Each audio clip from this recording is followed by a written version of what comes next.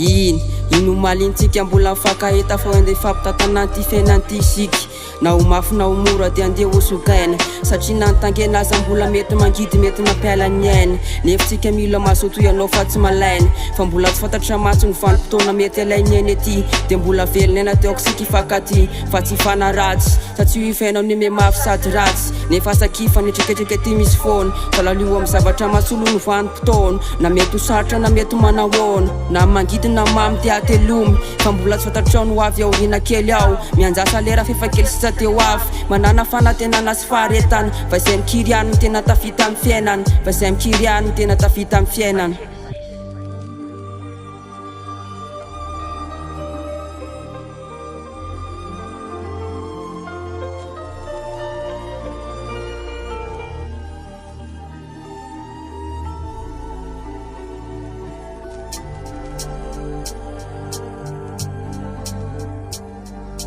Mafiamiko ny tsy ahitanazy tsony dia zay sahady vetetivy tsy ho itsony reny fiarahana tao anaty ady sarotro reny eny mangidy nefa tsy maintsy hosakaina na dia sarotra azo ny anatin'ireo lasy fa ianao na lasa tsy ho adiny tsy ho voafafy fa tsika tanakafisy havanana gazety tiana rary eny sarotra tamintsika tokoa zany ifanary nefa kay mon'olombelona tsy ravorary ka tsy maintsy mandalo fahafatesana satria tsisy tonga lavatra raha mbola eo tamin'ity tamy malama mainy zay tsisy azo antenainy nefa raha mbola niaraka telefônsika nefa indrisy monao fa divy tsuita de le ora farany ino malina hitako azy farany nefa tsy voafafatapoko mihitsy ny anarany sy reo tantarany sy reo zavatra ny arahananao nefa tonga le ora farany de sapana teo ny lalany de sapana teo ny lalany.